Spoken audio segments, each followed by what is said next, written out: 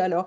Merci pour l'introduction. Je suis Lucille Soto, je suis maître de conférence à AgroParisTech et je vais vous parler du rôle du numérique pour la filière élevage.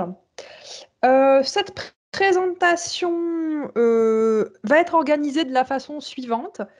Je vais vous donner quelques éléments de définition pour commencer dans l'introduction. Et ensuite, le reste de la présentation, ce sera des exemples d'outils numériques qui ont été appliqués à la filière élevage. Alors, je reconnais une lacune de mes savoirs en ce qui concerne l'élevage en Côte d'Ivoire. Donc, les exemples que je vais présenter m'ont paru intéressants. Et donc, on pourra ensuite discuter avec la salle à la fin de la présentation de ce qui est applicable ou pas à la situation en Côte d'Ivoire. Alors, on va commencer par une petite introduction. Alors, quand on parle de numérique en agriculture, donc on parle d'un ensemble d'outils qui vont être assez variés. Donc, on va avoir des outils déjà de captation d'informations. Alors, par exemple, des outils tels que les drones ou les satellites qui vont nous permettre de récupérer de l'information spatiale sur l'organisation du territoire. On peut avoir également un ensemble de capteurs. Donc, ces capteurs, dans le cadre de l'élevage, peuvent être utilisés pour équiper soit les animaux eux-mêmes, on peut avoir des choses qui permettent de capter les chaleurs chez la vache, par exemple, ou les bâtiments d'élevage. Et puis, ces différentes sources d'informations vont alimenter des applications informatiques, donc des logiciels, sur mobile ou pas. Et ces différents capteurs peuvent également permettre d'automatiser un certain nombre de tâches via la robotisation de ces tâches, notamment en élevage. Donc ça, c'est les technologies qu'on va pouvoir utiliser quand on fait du numérique en agriculture en général, hein, pas qu'en élevage. Et ces outils numériques vont remplir 3 fonctions principales. Donc, collecter des informations ou des données. Donc là, l'idée, c'est qu'on met en place notre outil et ça fournit des informations à l'agriculteur ou à l'éleveur. L'outil peut récupérer ces informations et éventuellement prendre des décisions automatiquement.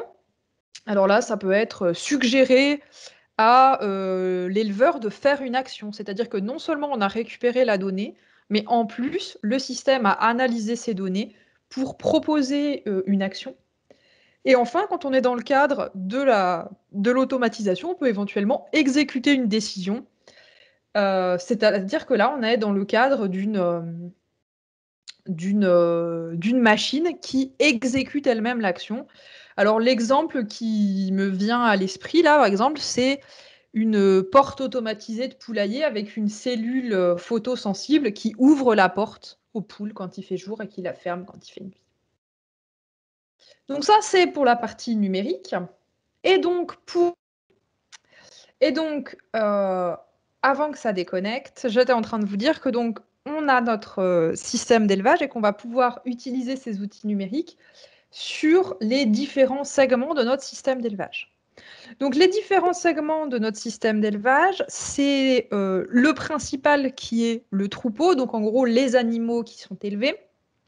Ce troupeau, il a une structure en termes de race des animaux, d'espèces élevées, de nombre d'animaux. Il a une dynamique, la mortalité, la reproduction, le renouvellement du troupeau. Chaque animal a lui-même un état physiologique, un état de santé, il est à un stade de développement particulier. Ce troupeau est conduit selon certaines pratiques de l'éleveur et ce troupeau va fournir des productions pour la consommation à la ferme ou à la vente. Donc, du lait et ses dérivés, de la viande et ses dérivés, et éventuellement d'autres productions comme de la laine, du cuir, etc. Le deuxième segment, ça va être le territoire, donc c'est l'espace sur lequel on va élever le troupeau. Et ce territoire va fournir de l'alimentation à notre troupeau. Donc là, on va pouvoir s'intéresser à l'utilisation du territoire par l'animal, à la phytomasse qui est sur ce territoire, à la valeur nutritive des plantes. Et le troisième segment, c'est l'éleveur. Donc l'éleveur a une ethnie, une famille, une histoire. C'est lui qui décide de l'organisation de l'élevage. Il a un certain nombre de besoins et espère évidemment tirer des revenus suffisants de son exploitation. Et puis cet éleveur, il est en relation avec la communauté, donc sa famille, le village, la ville, ses partenaires commerciaux. Et également, il est en relation avec les institutions, l'État, les collectivités locales, les chambres d'agriculture, les impôts, etc., etc. Et donc évidemment, entre ces trois segments, il y a des interfaces. Donc on a une interface entre le troupeau et le territoire, où là on s'intéressera au comportement alimentaire et spatial du troupeau. Et puis on a une interface entre l'éleveur et le troupeau, où là on s'intéressera plutôt aux pratiques d'élevage, à la conduite du troupeau et aux soins apportés aux animaux par l'éleveur. Et donc, dans la suite de la présentation, eh ben, on va essayer de croiser les outils que je vous ai présentés précédemment avec ces différentes dimensions de l'élevage. Donc, on va commencer par des premiers exemples d'outils numériques pour l'élevage où on s'intéresse à un seul des trois segments. Alors, le premier segment, c'est le territoire. Donc la structure de ce territoire, l'utilisation par l'animal, la phytomasse, la valeur nutritive. Je ne vais pas m'étendre outre mesure sur ce segment en particulier. L'idée ici, c'est qu'on peut utiliser des outils d'imagerie satellitaire ou de drone pour caractériser la végétation et donc avoir une idée de la végétation qui est disponible pour les animaux, que cette végétation soit cultivée ou que ce soit une végétation naturelle. Mais il me semble qu'il y a eu ou il y aura d'autres présentations sur l'imagerie satellitaire plus détaillée. Donc, je ne vais pas m'étendre plus que cela sur ce segment-là, sachant que j'ai des collègues beaucoup plus compétents que moi en imagerie satellitaire qui vous en parleront. Un petit détail quand même sur la caractérisation de la végétation pour l'élevage. Une des choses qui est problématique avec les imageries comme ça, qu'elles soient aéroportées, satellites ou drones, c'est de pouvoir caractériser les différentes couches de la végétation. C'est-à-dire que quand on est sur des satellites et qu'on a, mettons, une forêt, le satellite nous permet de voir le sommet des arbres, mais il y a peut-être de la végétation en dessous des arbres qui est disponible pour les animaux et donc on ne pourra pas voir via le satellite. Donc voilà, pour le segment de territoire, on est plutôt sur des outils imagerie satellitaire, drone aéroporté, et donc l'équipement ensuite informatique d'analyse de ces images qui vient avec. Pour la partie troupeau, là on va s'intéresser plutôt à la caractérisation de l'état individuel des animaux et à l'identification de chacun des animaux. Alors, je vous ai mis un exemple sur le bloc troupeau en particulier. C'est l'identification des animaux via des puces RFID. Donc l'idée, c'est qu'on attribue une puce RFID à chacun des animaux. Alors, ça peut être par injection de la puce. En Europe, on le fait beaucoup pour les animaux domestiques et pour les chevaux. Pour les animaux de ferme, les bovins et les ovins, on va plutôt intégrer la puce soit à une boucle d'oreille, soit à un collier. Et donc l'idée, c'est que chaque animal porte une puce. On a un lecteur de puce et une base de données qui nous renseigne sur l'identité de l'animal. Alors ça peut nous servir ou bien à intégrer l'animal dans un système plus automatisé, c'est-à-dire que comme il est identifié uniquement, on peut lui donner une ration précise, on peut suivre précisément et de manière automatique les différentes variables sur cet animal. Et ça peut nous permettre également un suivi de l'animal dans ses déplacements, donc où est-ce qu'il est né, éventuellement s'il change d'élevage, et ça peut nous aider pour la traçabilité de l'animal et également pour le suivi des déplacements des animaux en cas de zoonose par exemple, donc savoir où l'animal s'est déplacé. Alors, quelques exemples concrets sur l'utilisation de cette identification automatique. Donc je vous ai mis un premier exemple, donc c'est un prototype qui sert à la pesée automatique des ovins. Donc l'idée, c'est que vous avez un ensemble de barrières qui obligent les animaux à passer sur une balance. Et comme les animaux portent une puce, quand ils passent sur la balance, leur poids est automatiquement enregistré. Et donc, on peut avoir un suivi du poids des différents animaux de manière automatique chaque fois qu'ils passent sur la balance. Donc ça, c'est pour un suivi d'une variable descriptive de l'animal. Et on peut avoir des choses où on suit la consommation des animaux. Alors, je vous ai mis la référence sur la diapo d'un petit article, donc où l'expérience, c'était de suivre le phénotypage de canards. Donc chaque canard porte un collier avec une puce qui va permettre de l'identifier. Et on a un distributeur automatique de concentré, et quand le canard se présente, une portion d'aliment lui est distribuée, ce qui permet de suivre le comportement alimentaire du canard tout au long de l'expérience. Alors, donc cette identification était particulièrement intéressante pour les chercheurs qui faisaient cette expérience de phénotypage, puisqu'elle permettait de suivre les animaux de manière individuelle. Ce qui est un résultat intéressant de l'étude, ce qui m'a semblé intéressant, c'est que cette étude permet de démontrer notamment que le distributeur automatique de concentré n'a pas d'impact sur la consommation des animaux. Ça veut dire que même si c'est une machine automatique qui donne à manger au canard, bah, a priori, il mange pareil que si ils sont nourris manuellement. Donc voilà pour le segment animaux en eux-mêmes. Et puis le dernier segment, donc où on a des outils numériques ciblés sur un seul segment, c'est le segment éleveur. Et donc là, il m'a paru intéressant de vous montrer des exemples où, quand on est sur le segment éleveur, on va plutôt être sur des applications de réseaux sociaux.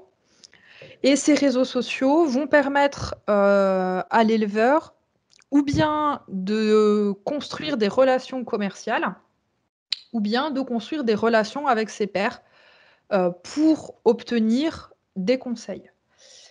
Alors, concernant la partie commerciale, ces réseaux sociaux peuvent être soit des réseaux sociaux généralistes, par exemple Facebook, ou des réseaux sociaux spécialisés. Donc sur les réseaux sociaux généralistes, pour vous donner des exemples de ce que peuvent donner ces outils généralistes adaptés à l'élevage, je vous ai trouvé 2 groupes sur Facebook qui m'ont paru intéressants.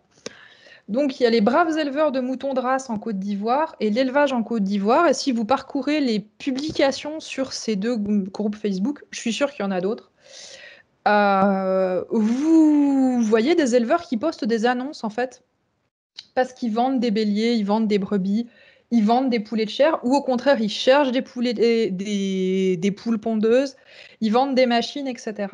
Et donc on voit que ces réseaux sociaux généralistes, ça permet notamment de construire des relations commerciales de manière simplifiée et directe.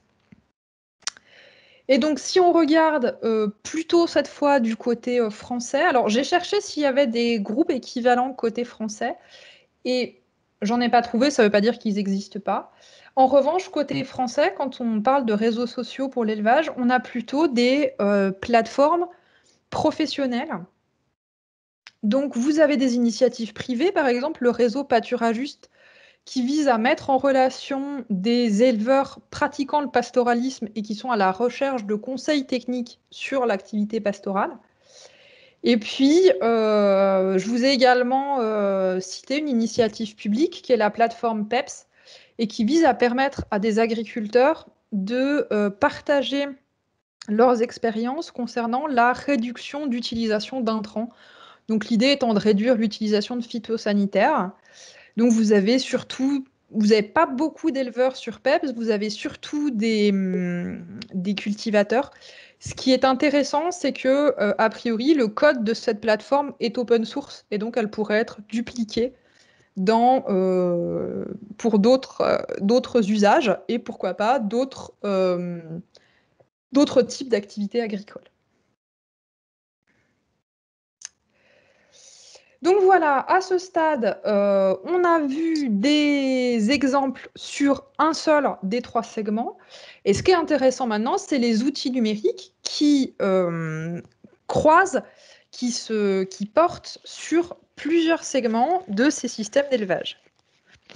Alors, le premier exemple, un peu plus détaillé que j'ai souhaité vous présenter ici, c'est le robot de traite sur de l'élevage bovin laitier. Alors, c'est un exemple qui me paraît intéressant parce qu'on est vraiment sur l'automatisation d'une tâche dans un élevage intensif. Et puis, on verra ensuite un deuxième exemple, cette fois pour l'élevage pastoral. Alors, le robot de traite.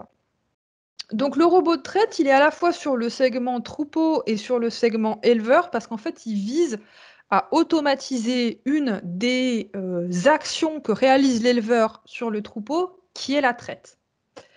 Donc là, on est sur l'interface entre éleveur et troupeau. Donc, le robot de traite, il est surtout développé en Europe de l'Ouest. L'objectif, c'est d'automatiser la traite des vaches laitières. Donc, les vaches laitières sont traites 2 fois par jour. Et la promesse, c'est de diminuer le temps de travail des éleveurs en mettant à disposition des animaux un robot qui gérera la traite de manière automatique. Donc la traite, c'est très contraignant pour les éleveurs parce qu'il faut qu'ils soient là 2 fois par jour. C'est tôt le matin, c'est tard le soir. C'est une tâche qui demande beaucoup de temps et c'est également une tâche qui est assez physique. Et donc l'idée, c'est d'alléger le travail de l'éleveur via un robot. Alors, comment ça marche? Donc, on installe le robot à disposition des vaches. Alors, en général, il faut réorganiser le bâtiment d'élevage pour que les vaches puissent rentrer facilement dans le robot. Donc, l'idée, c'est que la vache va rentrer dans le robot. Elle est détectée, elle a un collier ou une puce qui permet au robot de différencier chacun des animaux. Quand la vache rentre dans le robot, elle reçoit une ration de concentré, ce qui l'encourage à revenir. Le robot va détecter la forme du pis de la vache, il va les désinfecter, il va installer la machine de traite, les gobelets trayeurs, et donc va traire la vache. Selon les modèles et selon la détection ou non d'une mamite, le robot va nettoyer ensuite les gobelets trayeurs avant l'animal suivant. Après ça, la vache ressort du robot et le robot va analyser la qualité du lait. Alors, soit, là encore, selon les modèles, soit au global une fois par jour, soit sur chaque vache, ce qui permet éventuellement d'avoir un suivi de l'état de santé des animaux. Alors, quelles technologies sont impliquées? Donc, on va avoir une identification des animaux. Alors là, je vous ai mis l'exemple du collier infrarouge, ce qui permet un suivi des performances individuelles, que ce soit en termes de quantité de lait produite, qualité du lait et éventuellement contamination du lait. On va avoir toute la partie robotique et la partie détection automatique des trayons, alors selon les modèles par laser, ultrason ou optique, et un guidage du bras robotisé lors des différentes étapes pour réaliser automatiquement l'opération de traite. Et enfin, on a automatisé également des mesures en direct de la qualité du lait. Et donc, il y a une partie d'alerte éventuellement de l'éleveur sur des éléments de détection des maladies et donc des mammites des vaches. Alors, pour les élevages, installer un robot comme ça, c'est un investissement très important. Donc, c'est entre 125 000 € et 150 000 € par robot, avec un entretien entre 5 000 et 8 000 € à consacrer à l'entretien par an. Alors, je vous ai mis les conversions en francs CFA. Donc, ce sont des investissements assez chers et donc ça veut dire que ces investissements, quand ils veulent être mis en place, ils sont mis en place en général sur des grands élevages. Il y a une réflexion à avoir pour que, le nombre de vaches soit optimum par rapport au robot. C'est-à-dire que j'avais lu un article où en gros un robot suffit pour 60 vaches. Donc si vous avez 80 vaches, ça veut dire qu'il faudrait 2 robots, mais vous aurez un robot qui sera sous-exploité, donc c'est pas vraiment rentable d'installer un robot quand il y a 80 vaches laitières. Donc l'investissement étant important, il doit vraiment être discuté et être intégré dans les décisions économiques de l'élevage. Alors, une chose qui m'a semblé intéressante à comparer, donc c'est un robot, c'est assez cher à l'achat, ça demande de l'entretien. Et est-ce que finalement, si le but c'est de diminuer la charge de travail, ce serait pas plus efficace d'embaucher un ouvrier? Et donc, j'ai fait ce petit graphique. Alors en rouge, vous avez, le coût le plus élevé du robot avec le coût d'entrée le plus élevé et puis l'entretien le plus élevé. En bas, vous avez une courbe bleue qui est, le prix d'entrée le plus bas et le coût, d'entretien le plus bas. Et en jaune, vous avez un coût moyen d'ouvrier agricole en France. Et donc selon le modèle du robot, le robot est, plus rentable que l'ouvrier, après 7 à 10 ans d'utilisation. Donc ça veut dire que c'est quand même un investissement qu'il faut réfléchir sur le temps long pour qu'il soit, plus rentable que, l'embauche, de personnel supplémentaire. Alors évidemment, l'automatisation d'une tâche dans l'élevage va avoir un impact sur le travail de l'éleveur. Donc, l'organisation du travail va être différente, c'est-à-dire que des tâches vont être supprimées, les 2 traites par jour vont être supprimées, mais il va y avoir des tâches qui sont ajoutées, à savoir l'entretien du robot, la maintenance du robot. Il y a un certain nombre d'éléments du robot qui doivent être nettoyés, qui doivent être changés régulièrement. Il va falloir surveiller les indicateurs qui sont mesurés par le robot. J'avais vu un article intéressant sur l'interprétation des indicateurs mesurés par le robot sur la santé des vaches pour savoir au bout de combien d'alertes il faut s'inquiéter et se dire ah oui, là, ma vache, elle a vraiment une mamite. Et une des tâches qui est modifiée, c'est que la traite, c'est aussi le moyen de voir chaque animal individuellement et de voir l'état de chaque animal individuellement 2 fois par jour. Et donc à partir du moment où il y a plus de traite, où les vaches sont traites automatiquement par le robot, bah, il faut que l'éleveur prévoie quand même des temps dans sa journée, qui sont consacrés à passer du temps avec les animaux pour surveiller leur état de santé.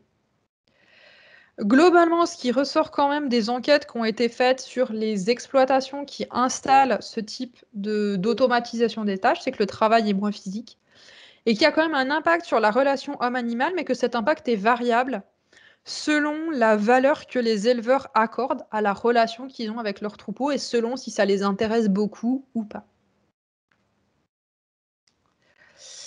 Alors voilà, c'est ce que je vous disais tout à l'heure. Il y a des alertes qui sont générées par le robot sur les mammites et donc il y a quand même un impact qui est le fait qu'il faut que l'éleveur monte en compétence, non seulement sur la maintenance de la machine, sur l'entretien de la machine, sur éventuellement le fait d'être capable de résoudre certaines pannes lui-même, mais également sur le fait d'interpréter les données qui sont fournies par cet outil automatique, c'est-à-dire comment j'interprète les données qui arrivent. Et une des choses qui était intéressante sur cette gestion des alertes, un article professionnel évoquait le fait qu'il fallait pas forcément s'alerter de haute valeur de cellules dans le lait pour les vaches. Ce qui devait alerter l'éleveur, c'était un changement dans les valeurs. Et donc, il fallait suivre les vaches de manière individuelle et qu'une vache où il y avait des changements importants dans les valeurs de performance de cette vache devait alerter l'éleveur plus qu'une moyenne qui serait un peu différente de celle du troupeau. Donc, il y a un impact sur le travail et des compétences à gagner pour les éleveurs qui mettent en place ce type de système. Quand on change de système, évidemment, on a un impact sur la production. Alors, a priori, en quantité, il y a une légère amélioration de la production laitière et en qualité, c'est variable avec une petite alerte sur les contaminations bactériologiques du lait.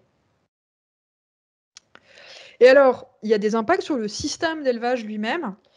C'est-à-dire qu'il y a une étude qui est un peu ancienne maintenant, qui date de 2001, mais qui serait intéressant de renouveler. C'est que clairement, le robot étant mis à disposition des vaches, les vaches ont le robot en libre service. Ça veut dire que les vaches doivent être en permanence à proximité du robot pour aller se faire traire. Et donc, c'est quand même des systèmes qui sont plutôt installés dans des systèmes d'élevage où il y a peu de pâturage et l'installation du robot conduit en général à une diminution du pâturage, simplement parce qu'il faut que les vaches aient accès au robot en permanence. Alors, il y a des essais de déplacement du robot avec les vaches au pâturage, mais c'est un peu compliqué. Et donc, ça veut dire que si on diminue le pâturage parce qu'on a installé le robot, on a une gestion différente du fourrage et éventuellement une augmentation des coûts d'alimentation du troupeau puisqu'elles ne vont plus au pâturage. Alors, un, un fait anecdotique que j'ai trouvé, mais que j'ai trouvé qui m'a semblé intéressant, donc je vous l'ai mis là. Donc, il y a un éleveur dans l'Orne qui a installé un robot de traite. Ces vaches doivent donc être autour du bâtiment en permanence pour pouvoir accéder toute la journée au robot de traite. Il a une pâture derrière une route, donc c'est compliqué que les vaches aient accès au robot de traite puisqu'il y a une route à traverser. Et donc, il a construit un boviduc, c'est-à-dire qu'il a construit un tunnel sous la route pour que les vaches puissent aller à la pâture et revenir au robot de traite si besoin. Donc, l'idée était rigolote comme ça, mais ça veut dire que le fait d'automatiser cette tâche, ça a un vrai impact sur l'organisation du système d'élevage et notamment la gestion du pâturage. Alors, finalement, ce robot de traite qui est l'automatisation d'une tâche, on s'aperçoit que c'est pour un certain type d'élevage. Donc, c'est un investissement important. Donc, ça doit être pris en compte dans la rentabilité qui est attendue pour le troupeau laitier. Et ça implique une dépendance financière parce qu'il faut pouvoir financer cette installation et éventuellement une dépendance technologique. Si le robot est en panne, il faut que quelqu'un vienne le réparer rapidement. Donc c'est pour un système d'élevage plutôt intensif. Euh, L'idée étant que les vaches doivent avoir le robot en permanence à proximité, donc elles sont dans un espace assez restreint finalement, et dans un environnement plutôt contrôlé. Hein, les vaches, elles ont le collier, la ration est distribuée à chaque vache individuellement, etc. Donc on est plutôt sur un modèle de ferme-usine où on a un troupeau homogène, on a un troupeau qui est pas trop loin, qui est dans un environnement contrôlé, et on peut, dans ce cas-là, déléguer à la machine l'automatisation d'un certain nombre de tâches. Et donc toujours sur la dépendance, et si on coupe l'électricité? Donc si on n'a plus d'électricité, ben, le robot de traite, il marche plus. Donc, est-ce que le robot s'est adapté à l'élevage? En fait, si on regarde, c'est plutôt l'élevage qui s'adapte au robot sur l'organisation du travail, sur le pâturage, voire sur la construction de boviducs. Et donc pour prendre le contre-pied de ça, donc là, c'était ça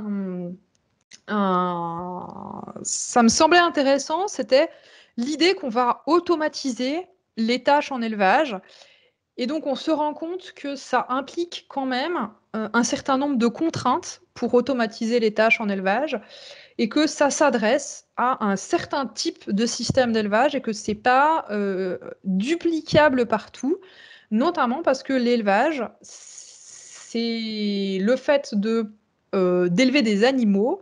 Les animaux, ça bouge, éventuellement, ça va manger des plantes, en végétation naturelle et donc bah, du coup, il y a des décisions complexes qui sont prises et qui sont pas forcément, facilement automatisables. Et donc le deuxième exemple que je voulais, vous présenter, c'est un outil numérique, mais cette fois un équipement pour, l'élevage pastoral. Donc on va prendre le contre-pied et donc un type d'élevage complètement différent et donc quel est l'équipement numérique qu'on va faire pour ce type d'élevage complètement différent? Alors, pour l'élevage pastoral, je vais vous présenter un projet de recherche, qui se centre autour de l'utilisation de GPS et de l'imagerie satellitaire. Donc là, sur, les segments du système d'élevage qu'on va traiter, on est plutôt sur la relation entre le troupeau et le territoire. Il y aura évidemment l'éleveur qui sera intégré, hein. Aucun de ces 3 segments ne peut être, véritablement traité tout seul, mais on est plutôt sur l'interface entre troupeau et territoire et on va plutôt parler du comportement alimentaire et spatial des animaux. Donc je vais m'appuyer là sur le projet Pastorale qui est financé par la région Occitanie, donc qui est une région, du sud de la France et l'objectif, c'est de proposer des outils numériques de prise de décision pour le pastoralisme en zone méditerranéenne. Donc 1er point, le pastoralisme, qu'est-ce que c'est? Donc le pastoralisme, ça regroupe l'ensemble des activités d'élevage valorisant par le seul pâturage les ressources fourragères spontanées des espaces naturels. Donc si on le dit avec des mots plus simples, le pastoralisme, c'est qu'on nourrit le troupeau avec de la végétation naturelle, donc avec de l'herbe qui a poussé toute seule, qui est pas cultivée, avec des végétaux qui sont naturellement présents et donc on emmène le troupeau à ses ressources fourragères et les animaux consomment, ces ressources naturelles. Alors, ces ressources naturelles, elles peuvent assurer toute l'alimentation des troupeaux ou seulement une partie et ces activités, elles peuvent se faire proches du siège d'exploitation, mais éventuellement, on peut transporter les animaux à l'échelle régionale ou interrégionale en ayant recours à des transhumances pour valoriser des ressources naturelles selon la saison. En Méditerranée, l'été est très sec, donc il n'y a pas grand-chose à manger l'été au bord de la Méditerranée en France. Donc en général, on emmène les animaux à l'intérieur des terres ou en montagne pour qu'ils puissent profiter des ressources de l'herbe qui pousse en montagne pendant l'été. En revanche, en hiver, le climat est rude en montagne, la végétation ne pousse plus à cause du froid, voire il y a de la neige, donc elle est sous la neige. Par contre, en Méditerranée, l'hiver, le climat est doux et humide, donc il y a de l'herbe, donc on va ramener les animaux au bord de la Méditerranée pour manger de l'herbe en hiver. Donc je vous ai mis une petite image de pastoralisme. Donc là, c'est des moutons. Vous avez les bergers euh, qui conduisent le troupeau. Et donc l'idée, c'est que ces moutons mangent l'herbe, voire la végétation ligneuse. Mais cette herbe et cette végétation ligneuse, elles n'ont pas été cultivées. Elles sont là naturellement et c'est cette végétation, c'est cette ressource que les moutons vont exploiter. Donc là, on comprend tout de suite que l'automatisation des tâches, c'est beaucoup plus compliqué parce que on a des ressources naturelles, donc qui ne sont pas contrôlées, et on a un déplacement du troupeau en fonction de la disponibilité de ces ressources naturelles. Donc, si on veut faire un robot berger, ça va être assez compliqué. Donc on est sur un système plus complexe parce que faut se demander où sont les animaux, où est la végétation valorisable par les animaux, et comment on va optimiser l'exploitation de la végétation par ces animaux. Donc, l'idée de ce projet Pastorol, c'est de caractériser la trajectoire des animaux et donc de regarder, ces animaux qui peuvent être soit seuls dans des parcs, ces parcs ils peuvent être assez, étendus, soit sur parcours, donc ils sont en gros, en autonomie, sur une zone, prédéfinie ou gardés par des bergers. Donc l'idée, c'est de regarder où passent les animaux et quels sont les, massifs de végétaux qu'ils ont, traversés sur leur parcours, sur lesquels ils sont restés. Donc comment, en gros, on va regarder le comportement spatial des, animaux lors de, la conduite pastorale. Donc on a 7 éleveurs et 2 domaines expérimentaux qui participent à ce projet. On a des troupeaux ovins, un caprin et un troupeau bovin. On est à la fois sur de la production laitière et de la production de viande. Et donc l'idée, c'est qu'on va équiper les animaux d'un collier GPS. Alors on va pas équiper tous les animaux d'un collier GPS. On va équiper 1 ou 2 brebis d'un collier et elles vont nous représenter le troupeau. Ça coûte environ 650 € par collier et ensuite on peut suivre les animaux en temps réel grâce à une appli mobile. Donc ça nous permet de savoir où sont les animaux. Alors cette, application, ça intéresse les éleveurs, déjà parce que les éleveurs qui sont en autonomie veulent savoir quels sont les endroits des parcs qui sont le plus exploités par les animaux et éventuellement pour les éleveurs laitiers, heu, 2 fois par jour, il faut aller chercher les animaux pour la traite. Et on a des éleveurs qui nous ont expliqué que des fois, ils mettaient 2 heures à retrouver leurs chèvres dans le parc. Et donc, s'ils pouvaient voir sur le GPS où sont les chèvres et aller les chercher directement, ils gagneraient beaucoup de temps. Alors, il y a, un petit problème avec les colliers GPS qu'on a testés pour le moment, c'est l'autonomie. Heu, L'autonomie d'un collier GPS, ça dépend du nombre de points pris par heure, c'est-à-dire le nombre de points. Si on prend 1 point toutes les 5 minutes, l'autonomie, c'est 1 ou 2 jours et donc si on veut être sur une autonomie d'1 semaine, il faut prendre qu'1 point toutes les 2 heures.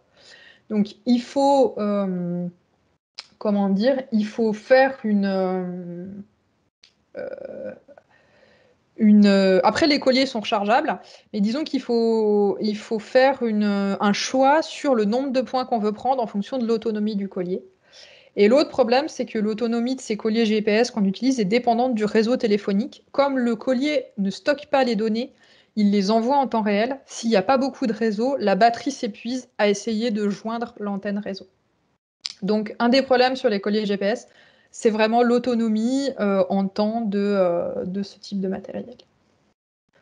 Et donc, de l'autre côté, donc là, on a les animaux. Avec le collier GPS, on sait où sont les animaux. Et donc, de l'autre côté, on va essayer de caractériser les unités pastorales, donc de caractériser la végétation qui est traversée par les animaux. Donc, on utilise de l'analyse d'images satellites par classification supervisée. Alors, on a fait un premier essai avec des images Sentinelle-1, donc c'est des images qui ont un pixel de 10 mètres sur 10 mètres. On utilise des couches d'occupation du sol préétablies pour l'apprentissage, donc pour que notre algorithme apprenne à reconnaître les pixels de prairie, les pixels de forêt. Et on aimerait bien avoir landes basses et landes hautes, donc en gros des espaces où il y a de l'herbe et des buissons, avec des buissons plus ou moins denses et plus ou moins hauts. Et autant avec un pixel de 10 mètres, autant on a de bons résultats sur la prairie et sur la forêt, autant la caractérisation des landes basses et des landes hautes est assez difficile. Et donc on a un peu du mal à faire la différence entre les deux. Et on essaye donc de faire le même essai, mais avec des images beaucoup plus résolues. Donc là, avec un pixel de 50 cm. Donc, ce n'est pas des images satellites, là, c'est des images aéroportées. Le problème de ces images, c'est qu'on travaille sur toute l'Occitanie. Donc, si vous devez classifier toute l'Occitanie, en gros, c'est, je pense, bien 20% du territoire français. Avec des petits carrés de 50 cm par 50 cm, ça fait immédiatement des traitements sur des données extrêmement massives. Mais bon, on va essayer pour voir ce que ça donne, si ça marche. Et enfin, dernier élément sur ce projet, c'est qu'on se dit, bon, les images satellites, c'est bien gentil, mais c'est ce que je vous ai dit au début. Quand on est sur de la végétation naturelle, on sait que... Excusez-moi. On sait qu'il y a différentes couches de végétation, et donc c'est pas parce que nous, avec le satellite, on voit des arbres, qu'en dessous, il n'y a pas des choses qui sont bonnes à manger pour les brebis. Et puis, c'est pas parce que c'est de la végétation herbacée que les brebis vont pouvoir le consommer. Donc l'idée, c'est que également, on est dans ce système une prise en compte des dires d'éleveurs, et donc il y a un partage de la connaissance entre les éleveurs sur le comportement des animaux, mais également sur ce qu'ils observent sur leurs unités pastorales, et donc qu'ils puissent rentrer eux-mêmes leurs observations sur le type de plantes présentes, le type de végétation qu'on observe. Et donc ça veut dire qu'on a besoin là d'un système d'information. Donc on va essayer de développer une petite appli mobile où les éleveurs peuvent rentrer leurs observations et les partager entre eux, en plus des trajectoires et de la caractérisation des unités pastorales par imagerie satellitaire. Alors, une petite inquiétude des éleveurs sur ce projet, c'est que je vous ai dit, on va caractériser la trajectoire des troupeaux, mais également les surfaces utilisées par les troupeaux. Alors, en France, vous savez que les éleveurs sont rémunérés à la surface qui est exploitée par les troupeaux, et la rémunération dépend du type de surface. Est-ce que c'est de la forêt, de la prairie, de la lande? Et cette rémunération, cette subvention, est faite sur déclaration, et c'est l'Union européenne qui verse cette subvention. Et cette déclaration peut être soumise à un contrôle de la part de l'administration pour vérifier que la subvention est bien due.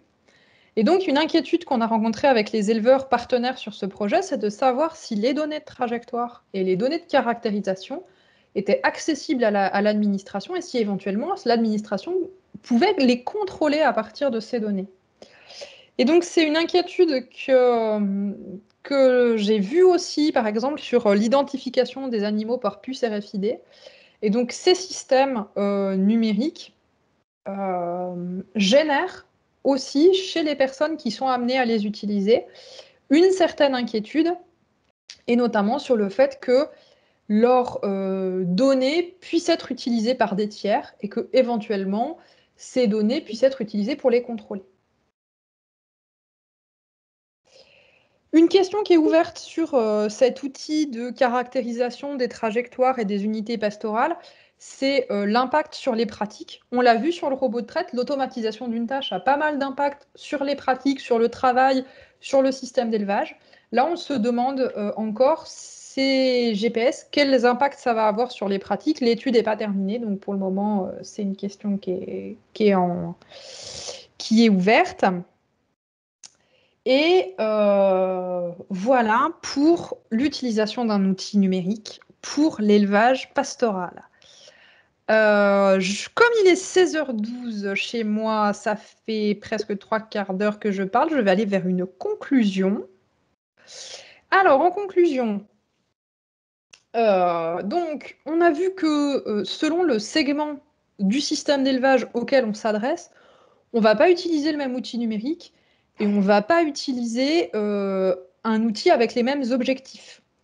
Donc, si on est plutôt sur la partie éleveur lui-même, on va être plutôt sur la partie réseaux sociaux pour échanger des connaissances professionnelles, pour commercer, que ce soit échanger des animaux, échanger des machines, ou même trouver des nouveaux clients et des nouveaux marchés. Si on est sur le troupeau, on va plutôt être sur le suivi individuel des animaux, sur le suivi du troupeau. Et sur le territoire, on est plutôt sur la caractérisation de la structure et des ressources du territoire. Donc là, on est plutôt sur de l'imagerie satellitaire. Et puis, sur les différentes interfaces, donc entre le troupeau et le territoire, on peut utiliser des choses comme des colliers GPS pour suivre les déplacements du troupeau. Sur l'éleveur et le troupeau, on peut être sur de l'automatisation, si on est sur de l'élevage intensif. Et puis, sur ces deux interfaces, on peut également être sur des applis de gestion. Donc, application de gestion du troupeau, application de gestion du pâturage, etc. Donc, le numérique pour l'élevage, ça nous apporte des outils de collecte d'informations. Par exemple, quelles sont les zones où mes animaux passent le plus de temps quand ils pâturent sur ce parcours? Le numérique peut nous apporter des outils de prise de décision. Est-ce que ma vache est malade? Est-ce que ma vache est en chaleur? Est-ce que tiens, je remarque que tel espace naturel n'est pas utilisé par mes outils, par mes animaux suivis par GPS, bah, je vais les emmener là pour qu'ils mangent la végétation qui est là. Et puis, le numérique peut permettre l'automatisation de certaines tâches, mais on l'a vu dans certains contextes bien précis. Le numérique transforme un petit peu le travail de l'éleveur en changeant, en ajoutant éventuellement des tâches, en enlevant éventuellement d'autres, et surtout en demandant un gain de compétences sur les différents outils. Et éventuellement, le numérique transforme le système d'élevage.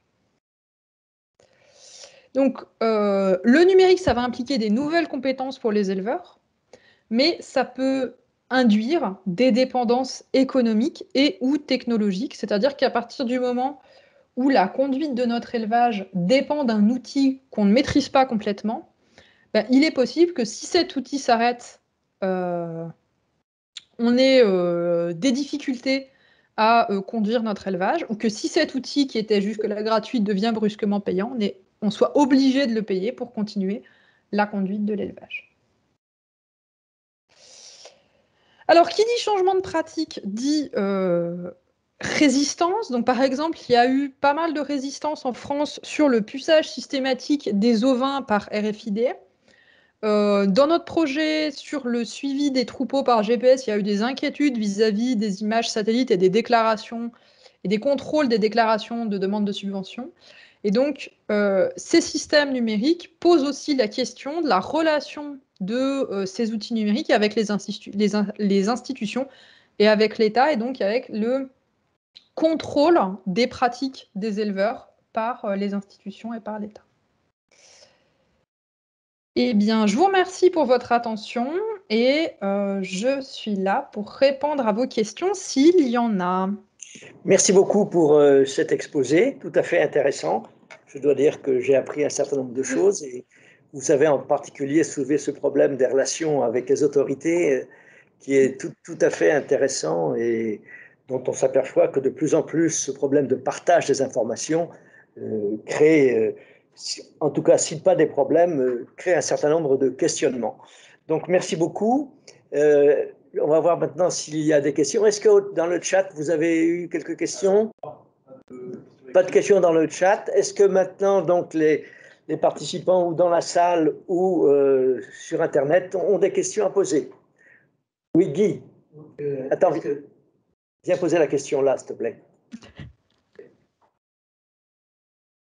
C'est pas une question compliquée, mais pour envisager les strates de végétation, est-ce que vous avez envisagé l'utilisation de drones simplement? Alors, je pense que l'utilisation de drones, en fait, ça dépend l'échelle à laquelle on se situe. Ça doit être possible. J'avoue que le projet sur lequel je travaille personnellement, on travaille sur une zone assez large. Je sais que, et même les élevages qui pratiquent le pastoralisme peuvent le faire sur des zones assez larges. J'ai en tête l'exemple d'un éleveur de chèvres qui a 500 hectares à disposition de ses animaux. Et le drone, ça a quand même à mon avis, une autonomie assez limitée, mais éventuellement, il faudrait voir quelles sont les possibilités de l'outil. Merci. Est-ce qu'il y a d'autres questions parmi nos participants par Internet ou dans la salle? Ça n'a pas l'air d'être... Tu as une autre question, Guy? Vas-y.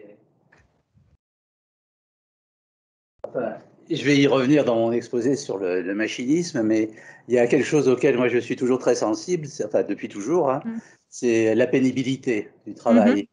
Et l'intérêt du robot de traite, c'est pas la rentabilité, c'est pas des aspects techniques, c'est même pas économique. C'est que massivement, c'est la pénibilité est moindre, c'est tout. Il y a pas vraiment à chercher. C'est pas, je veux dire, pour moi, alors j'ai peut-être tort, hein, mais c'est pas vraiment lié à une intensification.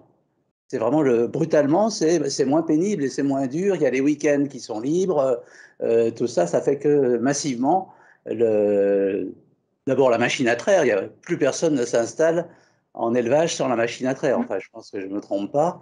Et donc, le robot n'est qu'un élément supplémentaire vis-à-vis de la machine à traire, avec toutes les contraintes que vous avez tout à fait bien soulignées. Ah oui, oui. C'est cet aspect de pénibilité sur lequel je crois qu'on Et n'insiste pas assez, parce que donner l'impression que c'est lié à l'intensification, c'est pas tout à fait exact.